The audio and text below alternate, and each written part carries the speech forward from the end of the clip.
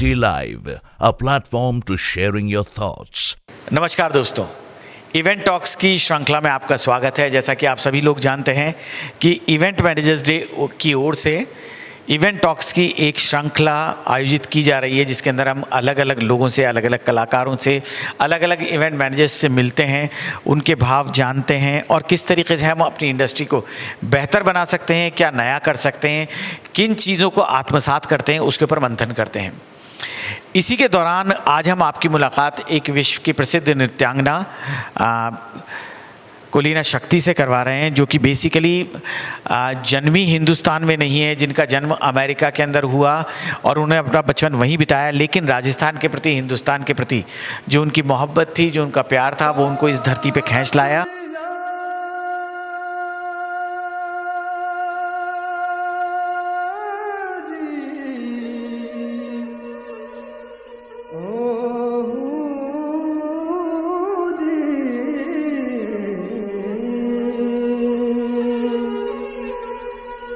साचने दू मत्ती चाणी अरे था पिछड़ा मोई चैनी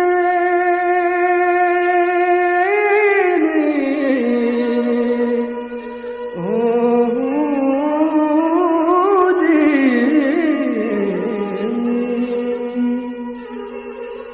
अरे जैसे दिल बिनु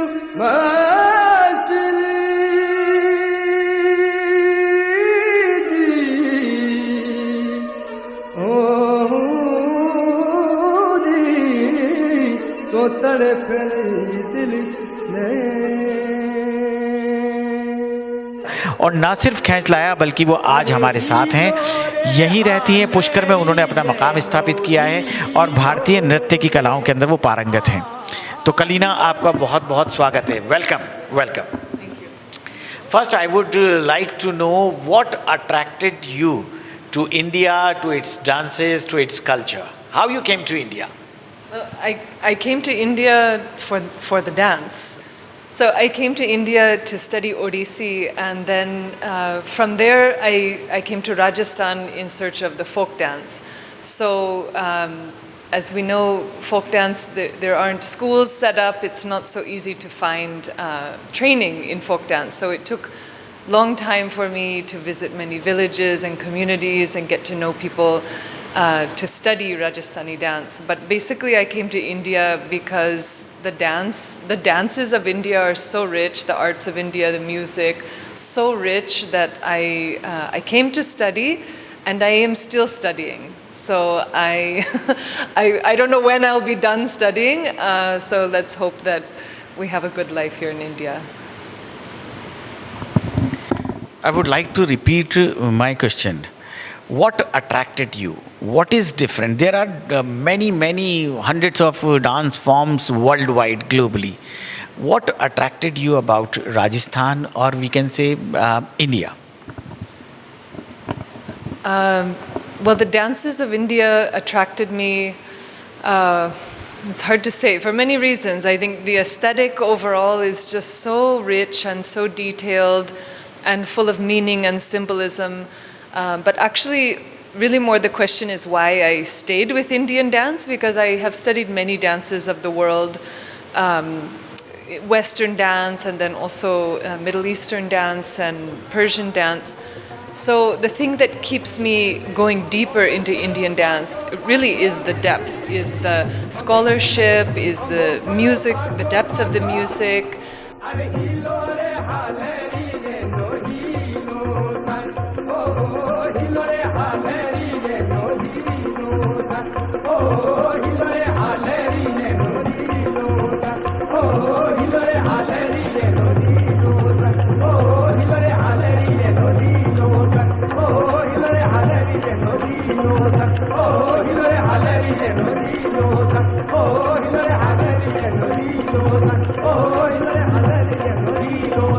Oh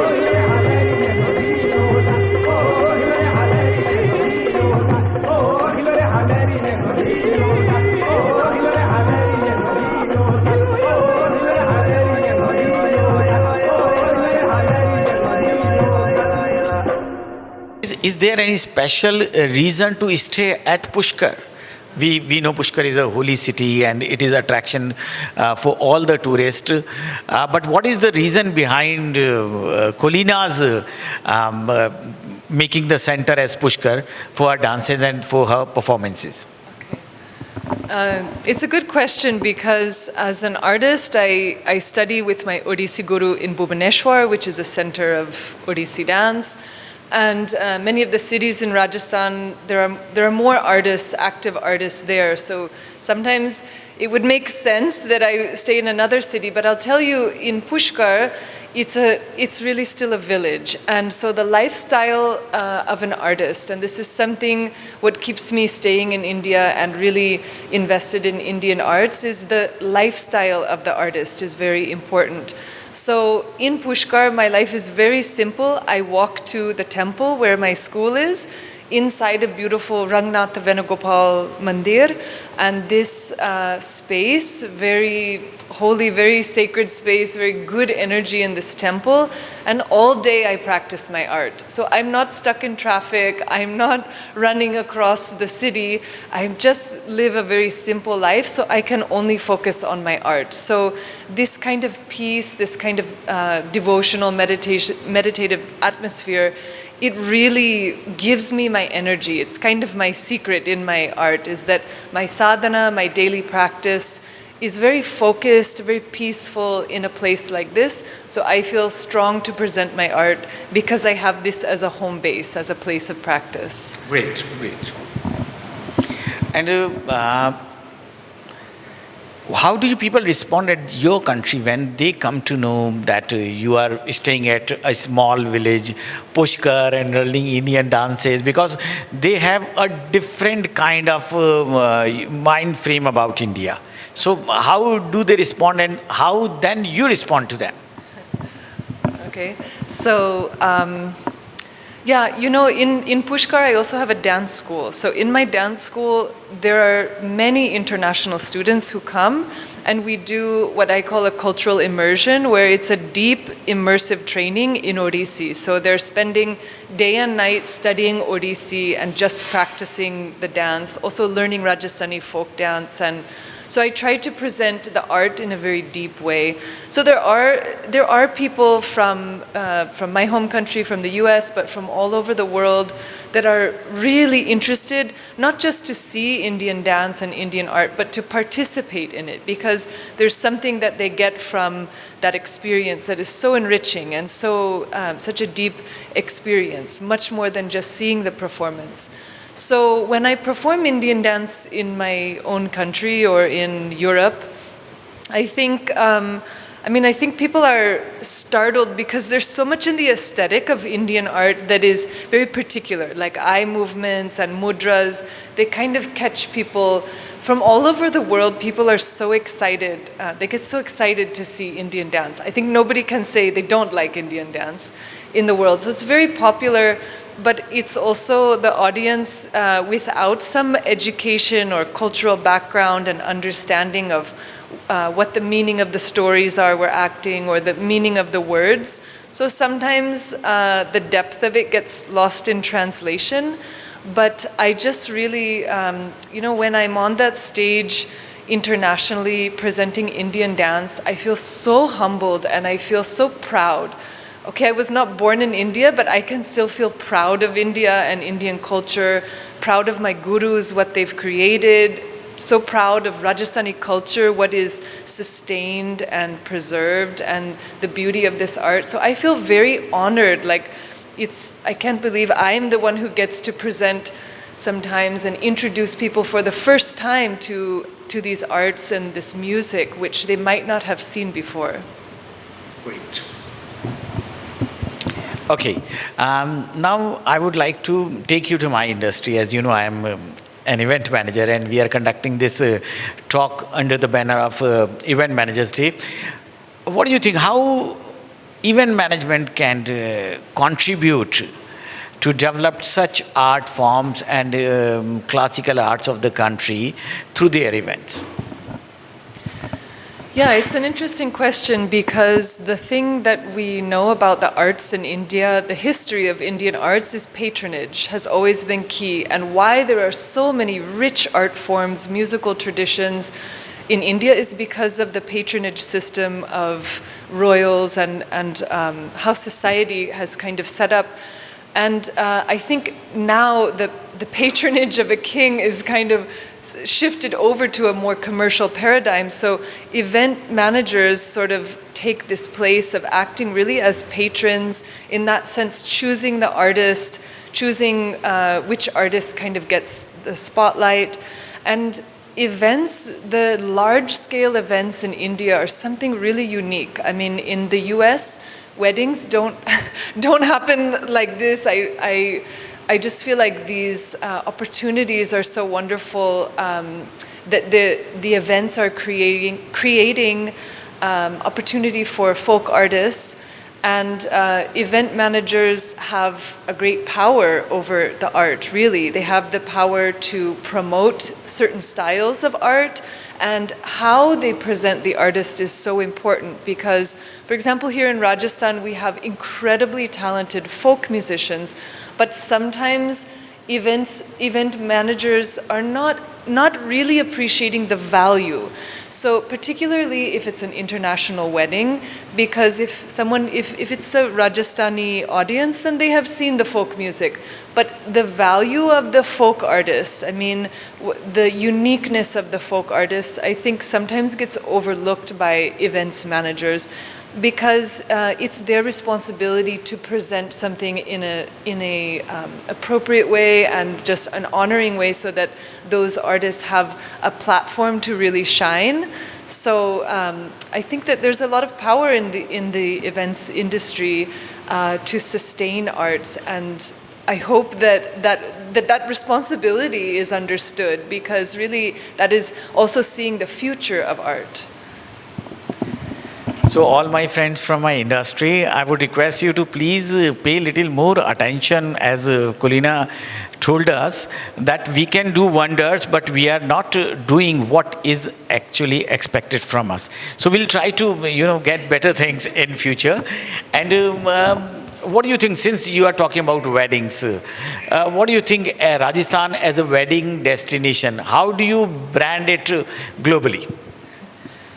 Well, it is the best. Rajasthani weddings are the best. I don't think it could get better. We have heritage properties. We have artists from Rajasthan offering unique sounds, dances, colors. I mean, the atmosphere is incomparable. So I think as an international destination wedding, there's nothing to compare.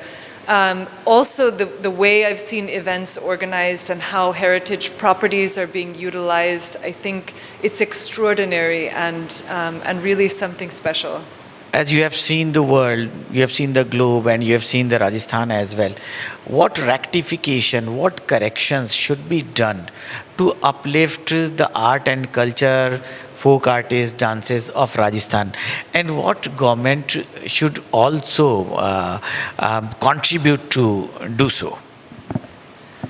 Excuse me. So I really appreciate your question. I appreciate that thinking that what can we do to uplift the arts, because really events teams have a lot of opportunity to contribute to that. So I think really Rajasthani folk artists are, as I said before, it's how they're presented, and also how they're made to feel when they enter that stage. If it's presented as something unique, which it is, then the artist can really shine, giving a performance that they feel proud of and that the audience can get that feeling from. But Rajasthani arts also are very adaptable, so I think that events team can think of different ways how to utilize the local artists and the musicians, even the dancers, for example, sometimes we get fixed on this idea of a stage presentation, but perhaps moving the music around as an experience that's more immersive, or moving the performance, the dance performance aspect in more of an immersive experience, like a scenographic. So I've done some weddings in Udaipur that really utilize this idea, like creating a soundscape. So as the guests enter through the city palace, then they hear one musical act and they see one thing. So things like this are very creative and also inspire the artist to give a better performance. Just rethinking that paradigm of the stage presentation. And the other thing that I noticed that is a trend, especially in weddings, is that everything is getting more bass, more electro, more loud, and more crass, if I can say. So I think there's a moment to like boogie on the dance floor, and there's a moment to just release and have fun, but there also could be very artistic, very interesting moments to curate that are more soft. And I think this is where the folk artists come in. It's a really, the sound of the sarangi is something so beautiful and so enchanting, but then if that has to compete with the loud, sound system in the same experience, that we have to maybe get a little more refined in the presentation, how the audience is going to partake in that soundscape of the event. Your answer is motivating me to have another question, which is going to be the last question. What do you think about fusion? How the cultural, the music exchange should be done? Like we have seen many fusion bands here. I don't know they are right or wrong, but they are able to, communicate with the crowd, and they can create the rhythm which you were talking. So how do you respond to that? Yeah, that's a great question, because I'm a fusion dancer. So, every artist has their own opinion about that, but my feeling about fusion, I do classical dance, I do folk dance, and I do fusion dance. And fusion serves a need because as artists, we're trying to reach out to people. So as an artist, I know not everyone is ready to sit down for a 1-hour Odissi classical recital. They're not in that mood. So I like to dance fusion as well, so I can bring in elements of that, and it's like a bridge that brings people into, maybe otherwise they wouldn't go to an Odissi performance, but if some aspect of that comes into a performance. Or I also dance Middle Eastern dance, and bringing some of that in with India. I think it can be done very tastefully. My goal when creating fusion is to keep the soul of each element alive. So there's something in Rajastjani dance which is pure joy, and all the spins and all the energy and the colors, and that is like a human experience, not limited to culture. So I try, if I'm bringing in some element of Rajasthani, try to keep that soulfulness. So in music, you hear a lot of fusion happening in Rajasthan, actually, and a lot of it is really great because it's also challenging folk artists to have to think outside of the regular repertoire. So I have seen fusion bands where both sides, all the sides of the collaboration were really learning. So this is a good thing. We need to learn, we need to grow, but we also need to understand that a fusion should come with the equal value. So I've seen some fusion acts where the folk artists were kind of like the sideshow, and then something more modern and, Western and loud and electronic, it takes the prominence, which I don't think is right, because if we are to create a fusion, we should all come as equals and equally appreciate all the elements. So this is just kind of how I view fusion, is that really it is that symbiosis, it's the connection, and just trying to keep the soul of each element alive. Great. So friends, that was Colleena Shakti. And I don't have any hesitation to say that she's the actual and real brand ambassador of India, because she's the one who's appreciating India globally. She's not born here, but still she believes we believe in the idea of India. So thank you so much, Colleena. It was wonderful talking to you. Thank you so much on the behalf of entire event management industry and the team of Event Managers Day. I convey my thanks to you. Thank you.